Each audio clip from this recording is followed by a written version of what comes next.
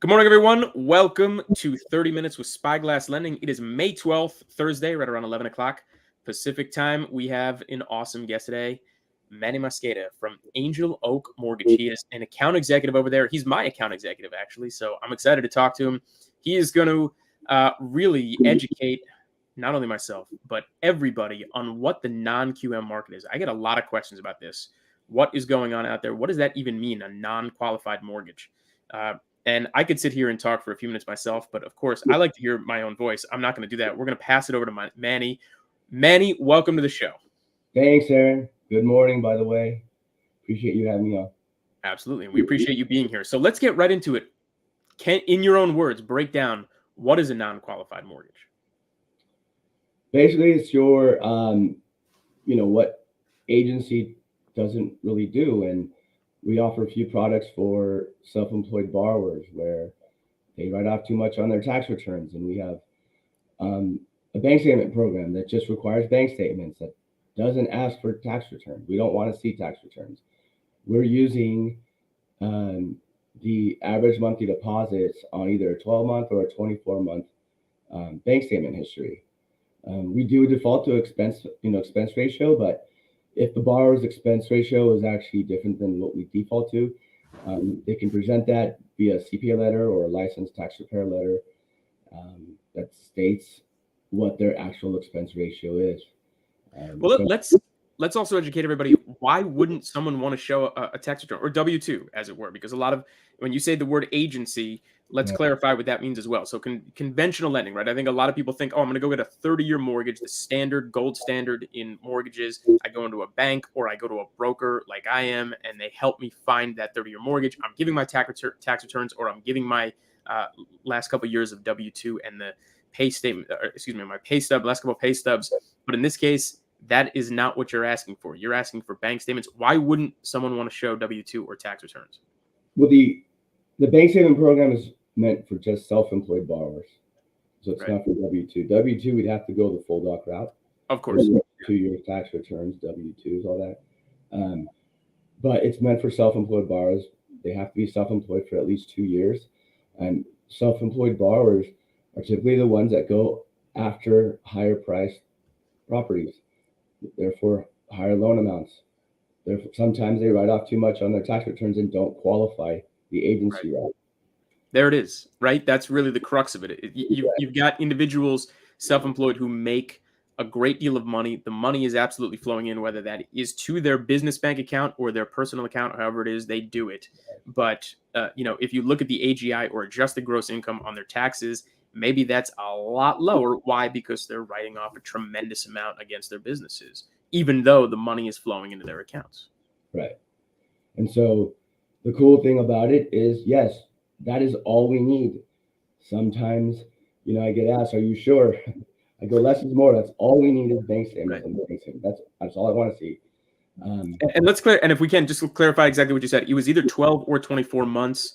The difference, let's talk a little bit about the difference between the two, or the notion that you said somebody has to be self-employed for at least 2 years. Right. So really, it's just a difference of an eighth, 0.125 in the interest rate. Better if you provide 24 months. But we always recommend to submit the 24 months bank statement so we can see. Sometimes the average comes out better over the course of 24 months versus the 12 months. When our bank statement review team reviews it, calculates it, and provides a worksheet, it'll say both the 12 and the 24-month average of monthly deposits. Mm-hmm. And then we can take it from there and go, okay, we're going to, the debt to income ratio may not work with the 24-month bank statement supplied. The 12 may work. And that may save the deal. Is going 12 months instead of 24. There you go. Even though the rate may be an eighth higher, it's, sometimes it's better. Because again, 2020, you're talking about when you're going 24 months bank statements, those 12 months from 2020 may not be as strong as the last 12 from 2021. Why? What happened in 2020? Was that a weird year for everyone in the world, or what? Yes, everything was on video. We were just zooming every day. This, like we are now. Some things don't change. Right. Still doing it.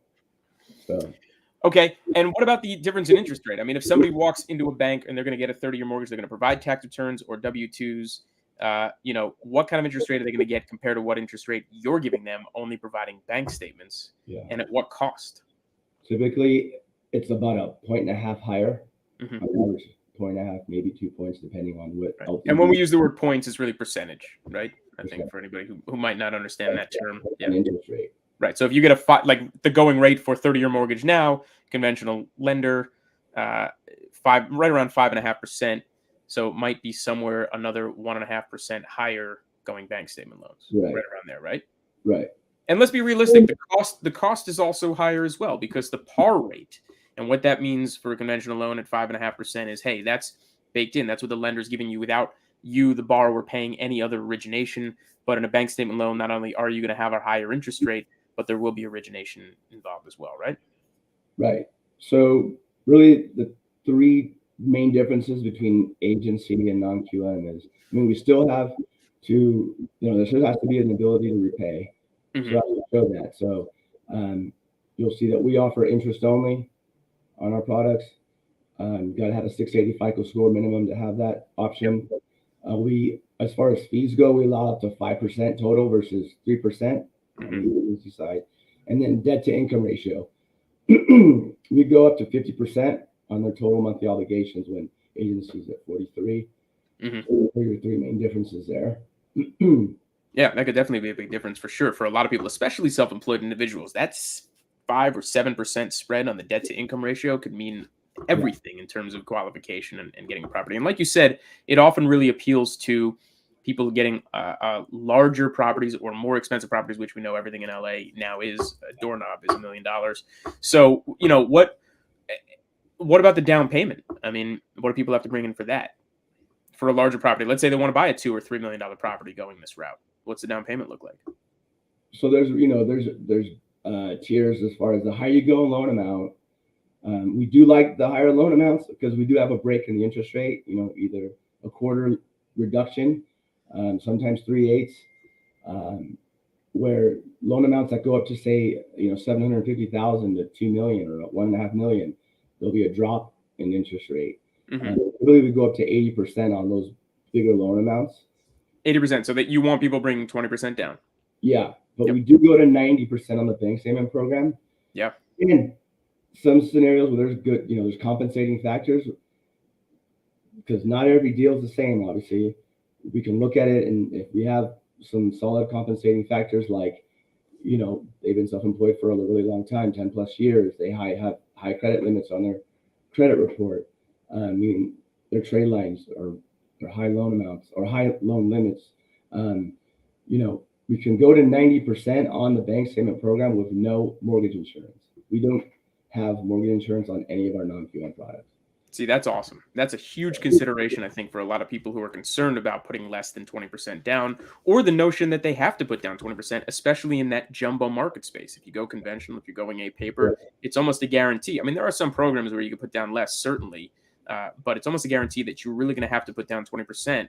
And not only that, but you need a substantial amount in reserves, right? At least for conventional. Let's talk about what you. So a conventional lender is going to want to see, if you're in the jumbo space, not only the down payment of 20%, not only that you're covering the closing costs, but you also have another 12 to 18 months worth of reserves to payment to be able to make 12 to 18 months of payment. Is it the same for the non-QM space? Yeah, it's different. It's different. 6 months reserve, 6 months of the principal, interest, taxes, and insurance payment. And if there's an HOA, the HOA payment as well. Yep. So that's a lot less. I mean, let's really spell that out for everybody, right? I mean, let's just say that the number comes out to, 10 grand. Let's just, and principal, interest, taxes, and insurance, and then maybe an HOA, 10 grand, right? Because people are buying something a lot higher priced, and obviously the rates are up right now. Okay, so if you've got to produce 12 to 18 months of that on top of the down payment, you still need another 120, 180 grand in there. With you, it's 60 grand. Big difference. Yep. 6 months worth and seasoned for 30 days. It's got to be in the bank for at least 30 days. Right. And this is a good option for a lot of people. And again, I think a lot of people maybe in their mind, they look at this and like, wait a second, it's already 5.5%. I'm paying another 1.5% for this, or a little bit of an origination. But, again, it's not the money that's expensive. I think we should remind everybody the money is reasonable now. It was free before when it was sub 3%. It was ludicrous, right? We're back to where maybe it should be. Someone should be paying probably realistically between 5 and 8% for the money to borrow it. It's just that the prices are so high. What do you think? You think the prices are going to come down? Or are you seeing them come down anywhere?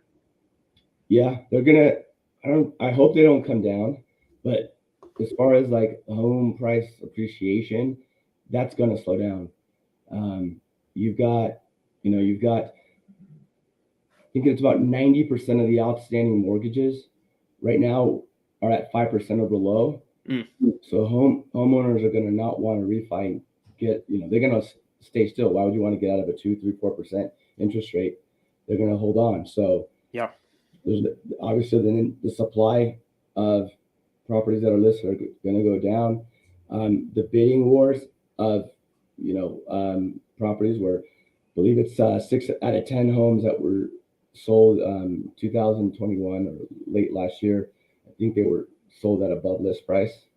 Over 50% of properties. Are you talking around the country or just here in Los Angeles or Southern California? Around the country. Yeah, around the country. I mean, that's a gargantuan number. 60% of homes entered a bidding war, and the other 40%, you just have to assume they were termite infested shacks. Right. So they're meant for the fix and flip investor. Right. That's more than realistic. Last piece of the puzzle here. We should talk about credit score. What are we talking about there? What is the minimum that you have to get a loan, whether that be 80% or 90% with you? So the bank saving program, we're down at 600. That one, the loan to value is 70%. So you've got a 600 score. You qualify through the bank saving program with your monthly average deposits. You put 30% down. You put 30% down. You have to show so 30% plus all the closing costs for the loan plus the 6 months of reserves. If you're going that well, again, if you're in is that just the jumbo space or is that for every single loan, no matter the size of the loan? So yeah, 600 is our non-QM. The minimum is 600. Yeah. But we have other programs like the Portfolio Select, which is more for your credit challenge borrowers where they had bankruptcies or closures in the last 2 years. That's where that program comes in. Yep. That one also has an I-10 program for borrowers that are I-10 borrowers, don't have a social security number. That one will go up to 75% on purchases, 70% on cash outs. Let's pause there for a second. I think a lot of people might say, wait, you don't need a social security number to get a loan? Right. That's what our I-10 program is. We rolled that out about 6 months ago. It's the pace on as far as applications picking up. It's not like our bread and butter, but it's there. It's off. We offer it. There's more parameters as far as like the qualifying parameters that we require. That's higher than all the other programs we have because again they don't have a social. But we'll do it up to 75%, 70% cash out. Still pretty good. Yeah. Now, thank you very much because I think we hit pretty much all the main points of what it is to get one of these loans or why someone would want this loan or go this route. But Angel Oak itself, where did Angel Oak come from? I mean, you guys are really one of the biggest, if not the biggest, non-QM lender out there. How'd that come to be, and who's funding you? So, 8 years ago is when Angel Oak Mortgage Solutions started up back in Atlanta, is where we're based out of. We have 3 offices, but 2 offices mainly are the operations, but the headquarters is in Atlanta, Georgia. And then we have Dallas, Texas, Miami. And so, that's all we've done. And that's all we've done this whole time. And we do offer agency products, but the non-QM, like our upper management, they themselves had experience trying to get loans for themselves. And we're getting denied trying to do the traditional route of, like you said, tax returns or W-2s, and we're getting declined. And so they were kind of like, well, we got to come up with something that is going to be available for borrowers like us, business owners that, we do qualify. We do have cash flow coming in. So how can we do that? And so the guys up top, they started putting their heads together and came up with the bank saving program. Now the bank saving program has been around, back in 2005, 2006 time. the bank statements, it was like a subprime product back then. Subprime, the wild, wild west, right? Right before it all blew up in 2007, 2008. Right. So, I remember back then because I was in the business back then too. Don't date us. Don't date us too long. Right? Some people might be watching this thinking that we're 28. I don't know. They're like, wait, you started when you were 5? Like, oh yeah. And it's just, again, it was just something that it was just, how could we be an outlier? How can we set ourselves apart from other lenders where people are just, I mean, we still have it today where we have, realtors and other loan officers that don't know much about it. For some reason, they think non-QM is subprime, which it's definitely not. It's definitely not. Our average FICO score is 760. Wait, let's pause on that for a second. I think people need to really let that sink in. The average score is 760. Again, anybody who doesn't know about this stuff, they think, oh, you go to a bank, you get a 30-year mortgage, that's it. Either you qualify or you don't, and either you're quote unquote worthy or you should be getting a mortgage, or this is the problem with what's going on in the country because everybody, right? But that's not really the case. The 760, to get a 760 score, you're pristine. You really have, you're a beyond creditworthy borrower, because people in the high sixes are a decent score, low sevens, these are 760 plus. You're a pristine borrower for the most part, right? And you have the money. You're showing the money coming out of your bank account, and you're a long-time business owner making good money. You're absolutely worthy of a loan, and you absolutely deserve to own a house just like everybody else, even though you might be smart enough to deduct a lot more against your taxes legally, of course. That doesn't necessarily show up on the ledger the same way as it does through your bank statements. Correct. I mean, what's a default rate, if you don't mind sharing, or can you share? I mean, is it just as good? I'm not sure on that. I mean, our loans get, when you were saying about it, they go to like that AAA is the standard of what we want our loans to go when they get, sold off in the secondary market. Right.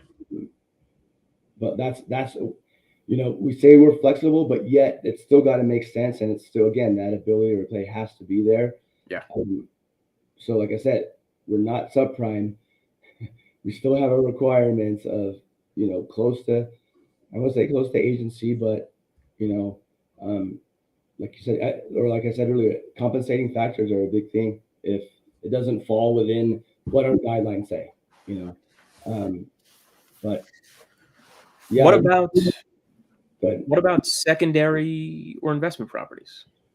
So that's another big one with us is our debt service coverage ratio program, the DSCR. We call it investor cash flow. Mm-hmm. Wait, before we get into that, and DSCR, I mean, I love this product more than anything, and we're gonna touch on this for a couple of minutes. Yeah. But can you use a bank statement program to get a secondary home or investment property, or does it have to be DSCR? The bank statement program, we do offer, non-owner occupied. Yeah. For that, but our DSCR program, the difference there is that it's a no income, no employment verification loan. Even better, you don't have to show bank statements at all, right? Show me the lease or the market rents that they're good enough that's out there. If you can show that the market rents are going to cover it, and that ratio we're talking about, usually 1-to-1. Are some lenders are 1.2-to-1, or are you 1-to-1? 1.0, the debt service coverage ratio, but we actually have flexibility on that if they don't meet. Now the debt service coverage ratio is the the rent divided by the principal, interest, tax, and insurance. So 1.0 is meaning that they're breaking even. Anything above 1.0 is solid because they're making money. Now we do offer, if it is below 1.0, we're not going to decline the loan automatically. If they have a 700 FICO score, we do allow that it's below.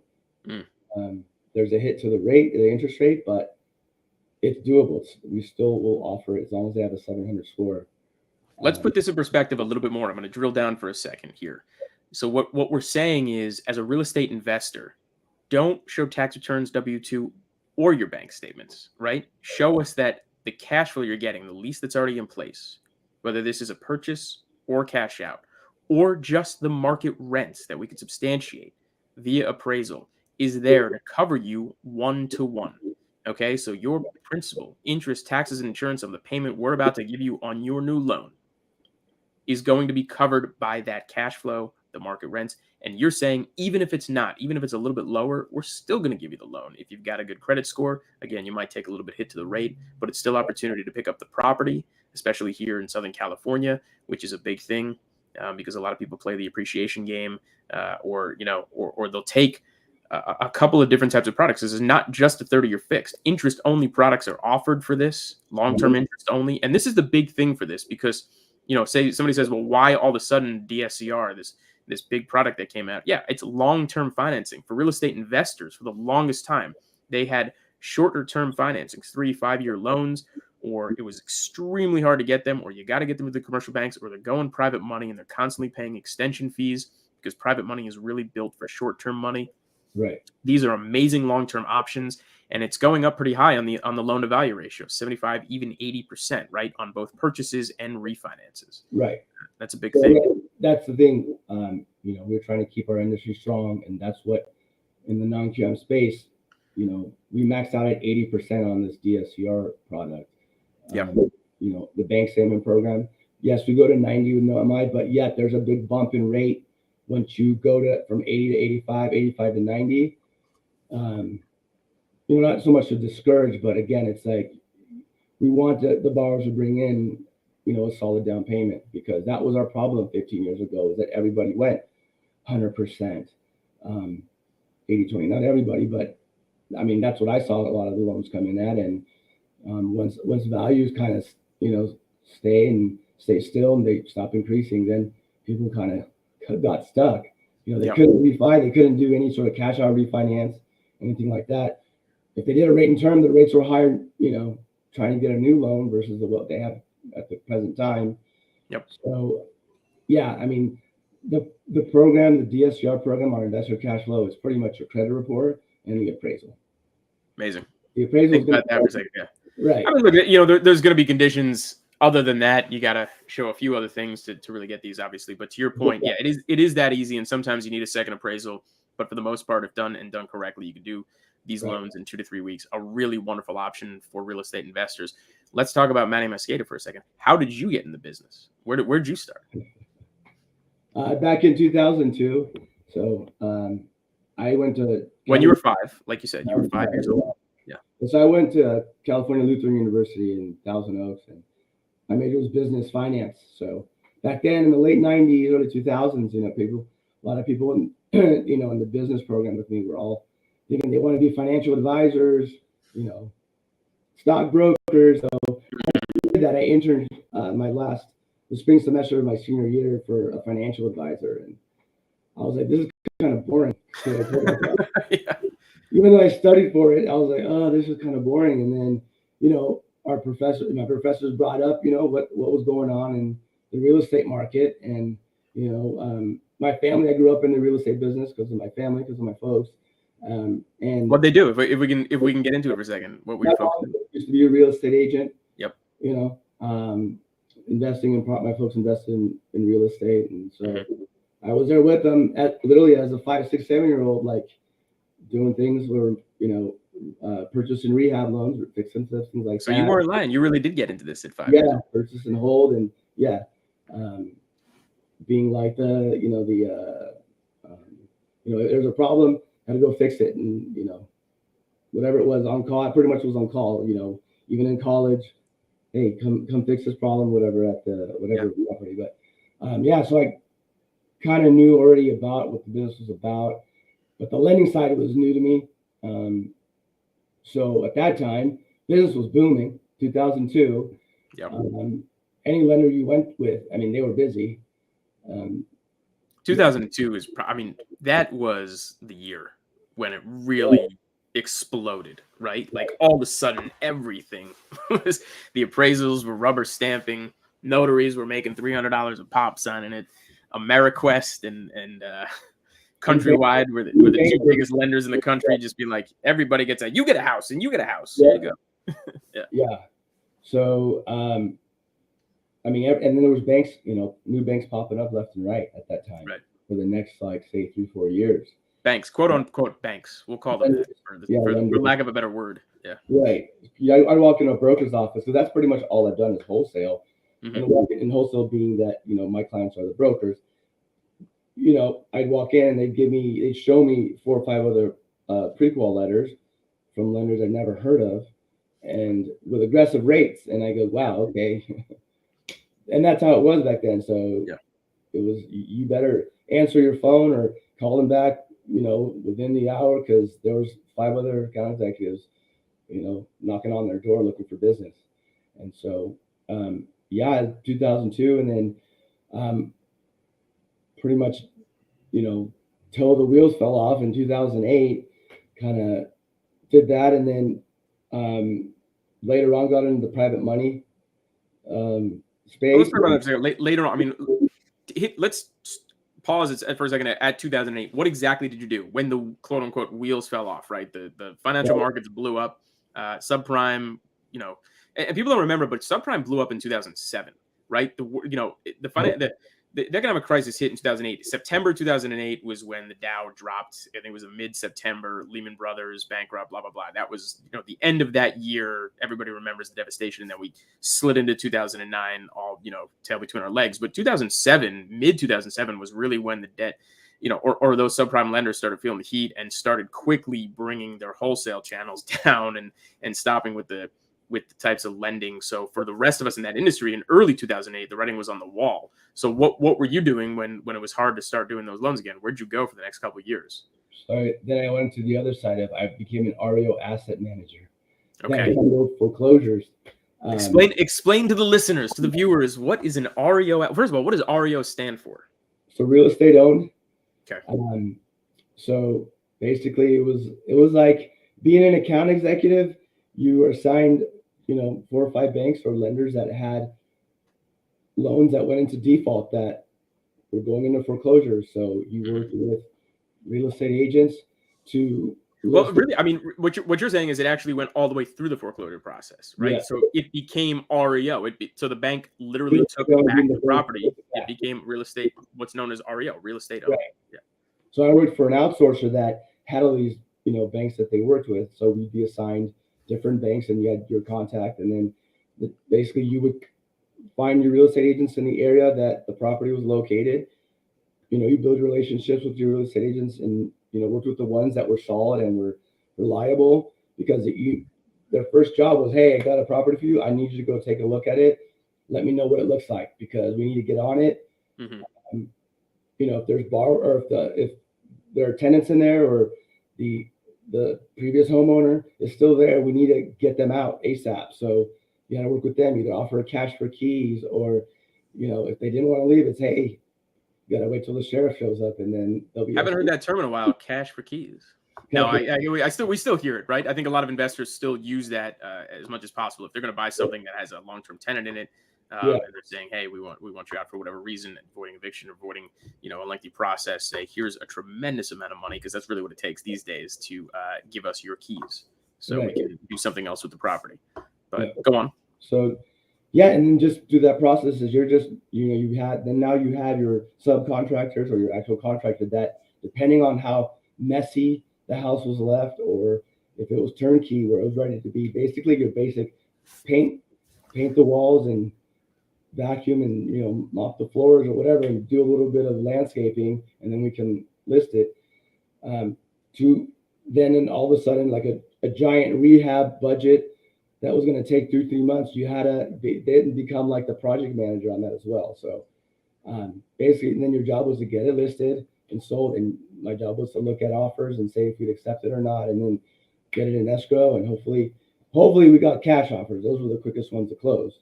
Right. It's still back then there was still cash offers. All right, so we got just a couple minutes left. Yeah. After that, how long did you do the REO, and then when did you get back into lending as a whole? Couple of years, and then I worked in the beer industry. Nice. There we go. We finally got to the heart of it. Where at?